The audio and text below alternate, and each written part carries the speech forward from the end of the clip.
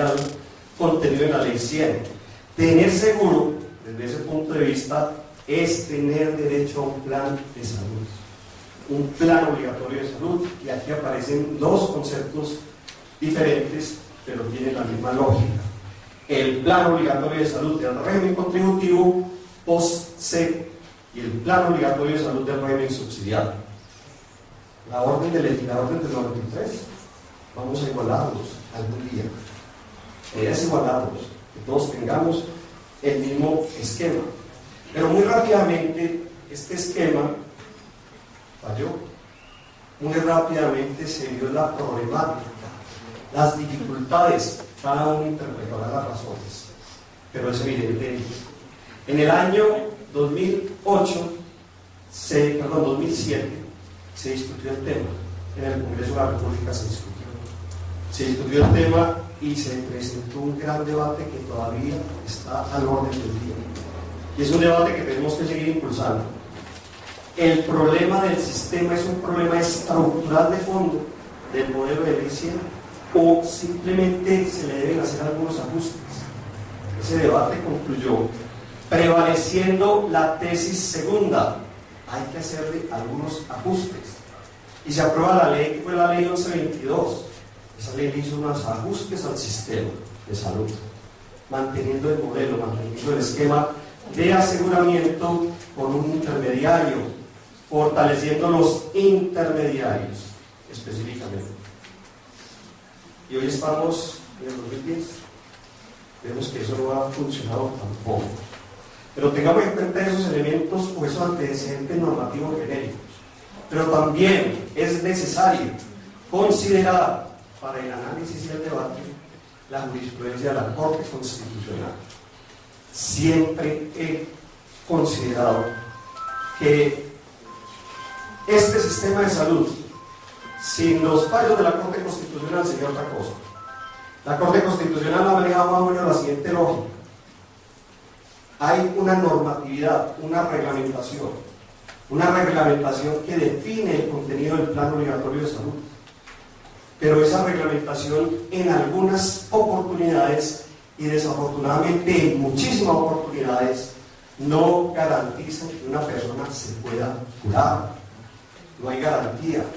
Y por eso lo que hace la Corte Constitucional es inaplicar la reglamentación para aplicar de preferencia la normatividad constitucional, ordenando medicamentos, ordenando tratamientos, si considera el juez de tutela que efectivamente esa es la manera de garantizar ese derecho. Y hay una providencia muy importante, la P760 del 2008. Esa sentencia es unas reflexiones que a mí me parecen trascendentales. Esa sentencia más o menos se pregunta lo siguiente: nosotros venimos ordenando la protección del derecho a la salud permanentemente, reiterativamente, desde que la Corte está actuando, ha tutelado la salud recurrentemente, ha ordenado medidas en contra de entidades públicas y privadas. La respuesta lógica de un Estado, cuando ocurre ese fenómeno, debería ser definir políticas públicas para evitar que esto siga ocurriendo. Esa sería la respuesta lógica. Infortunadamente, la respuesta de los representantes de nuestro Estado hasta ahora ha sido atacar el instrumento. Se ataca entonces la tutela. El problema es la tutela.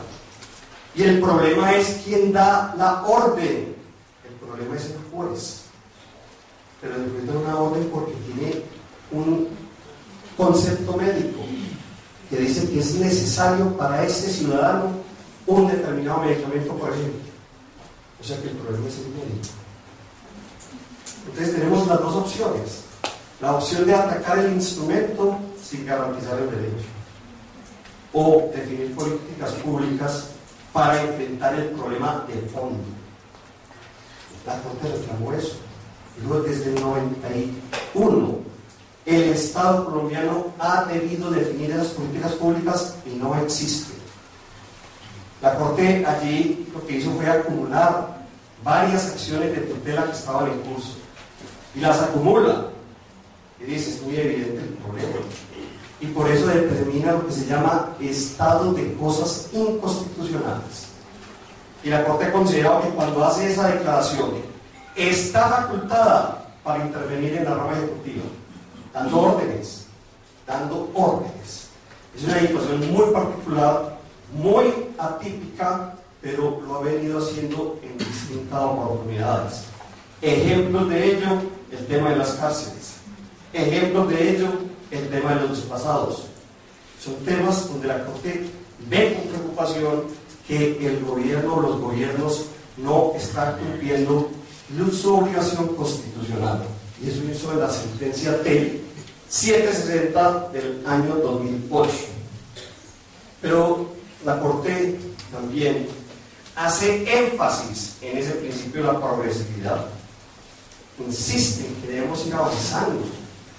Y además señala que el derecho a la salud es entonces un derecho fundamental. Y ustedes saben la connotación que tiene ello. Que no hay que acudir a interpretaciones para ligarlo con otros derechos que son fundamentales para poder proteger la salud.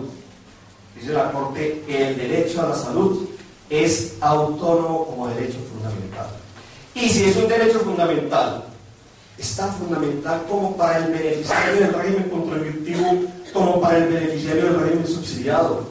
Razón por la cual no existe ninguna lógica para que existan dos planes obligatorios diferentes. Ordena la Corte entonces nivelar los dos planes de salud, igualarlos. La pregunta que nos tenemos que hacer también, ¿cómo se igualan? Yo puedo igualar por encima o por debajo y cumpliría el postulado de la igualdad, pero ojo, la Corte advierte el tema de la progresividad. No nos podemos devolver. Eso implica recursos, claro. Lo dijo el ministro de la Protección Social. Eso implicaría prácticamente hacer una reforma tributaria bastante fuerte. Y de todas maneras, esa es la situación en la que estábamos. El año pasado, a finales del año, el gobierno declara este estado de emergencia social. Y aquí también es bueno que lo detengamos un segundo.